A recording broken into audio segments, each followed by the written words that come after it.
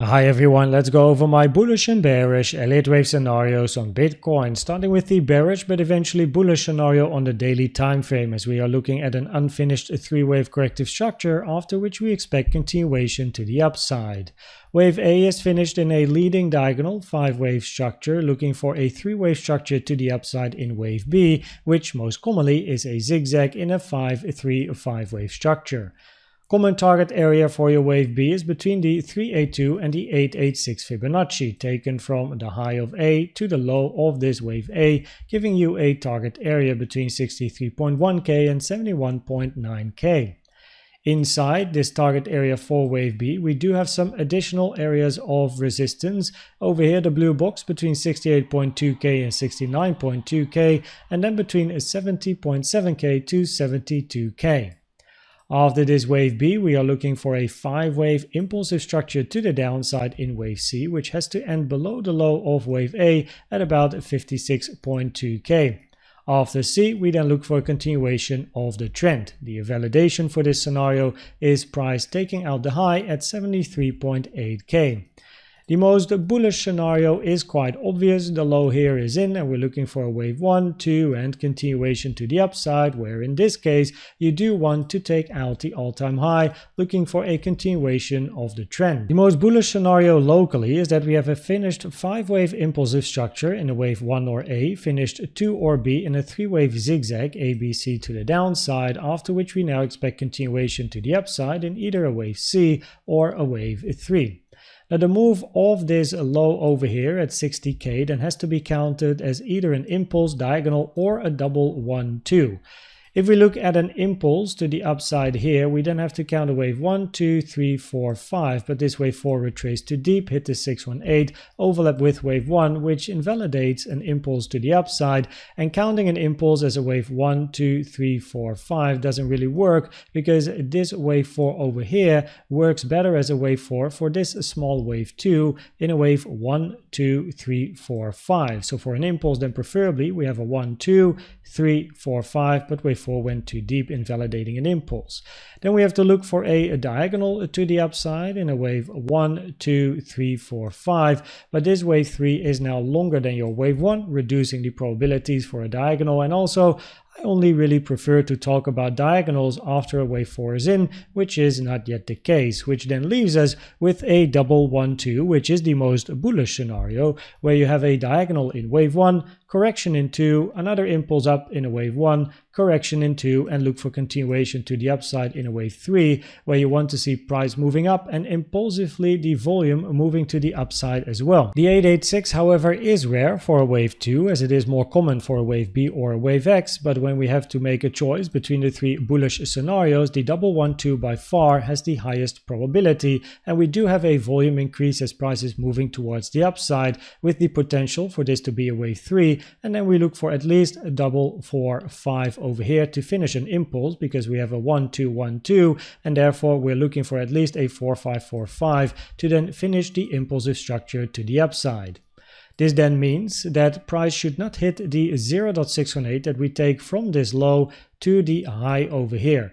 Toggle on the 0.618, currently sitting at 62.7k. Reason is, if we're looking for a 1-2, 1-2, we are aiming for a wave 3 and then another 4-5-4-5, where this wave 4 here should be about the same length as your wave 2 in time, and we don't want the wave 4 to hit the 618, as that is an invalidation for a wave 4. The higher price goes, the higher the 618 will go as well, as we simply take it from the low to wherever the high is until price starts to range. The bearish but eventually bullish scenario is that your wave 2 or B is not yet finished. We are then looking for a bigger 3-wave corrective structure to the downside towards the golden pocket to 786 area for a wave 2, or the golden pocket to the 886 area for a wave B, giving you a target between 59.9k and 57.5k, taken from the low to the high of this wave A01. However, we don't want this wave B or 2 to be longer than 4 or even 5 times the length in time of this wave 1 or A. Fib time is taken from the low to the high of this A or 1, comparing wave A or 1 with 2 or B. Hitting the 4 Fib time on Sunday the 26th of May 10 AM will significantly reduce the probabilities for a wave B or wave 2, and especially if you hit the 5 at Friday the 31st of May at 10 AM in the morning. Now this means that the pretty much only remaining bearish structure would be a flat scenario where we have a 3-wave structure in a wave A, 3-wave move in B, and then a 5-wave move down in a wave C.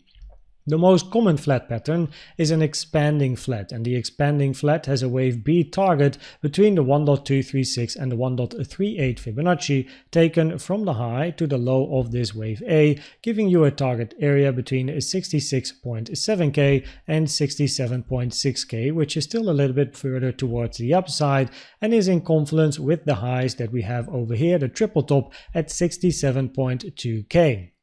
A regular flat has a target area between the 0.9 and the 105, taken from the high to the low of A, but as you can see it is orange because a regular flat is uncommon compared to an expanding flat. So preferably you want to see price moving up to the B pocket over here, the white box, look for proof of resistance and an impulsive move towards the downside in a wave C. That then also means that we surely have to at least observe the reaction as price is moving into this area because of the potential for an expanding flat structure.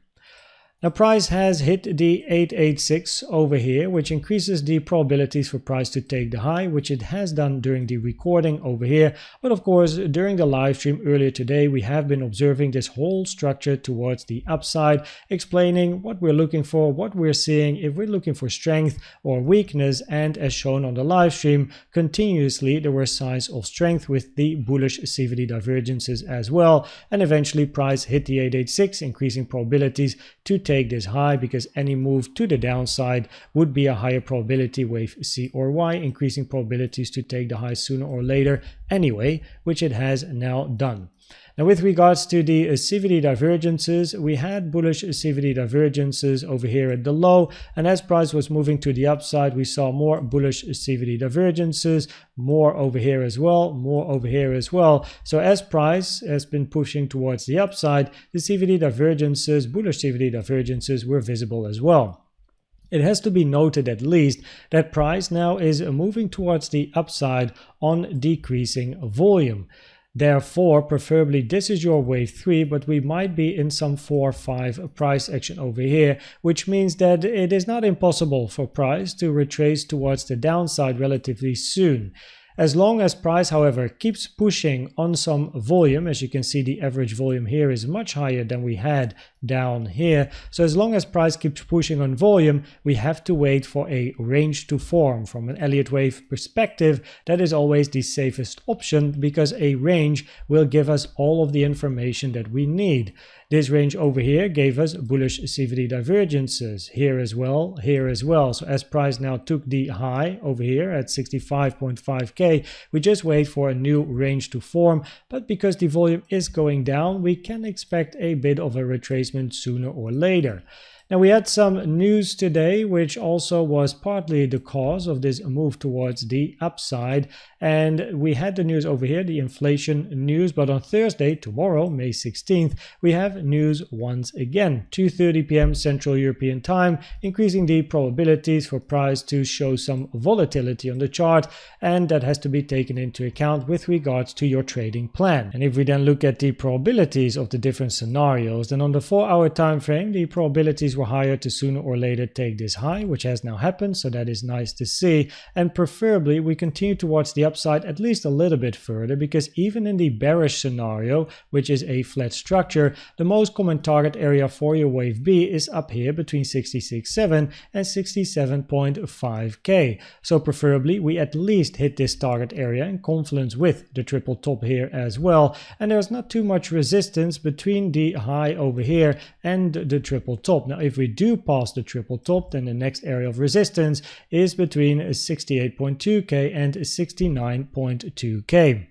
inside the common target area of a wave B, we of course have to look for potential proof of resistance and weakness, and if we do not see any weakness or proof of resistance, then we're going to be looking for price to continue its way towards the upside. I hope that this video was helpful or valuable to you. Please check out the most recent educational video I've made about the best trading indicator you can use in my opinion, which is the CVD. And for now, thanks for watching and subscribing, and I'd like to see you at the next one. Bye bye.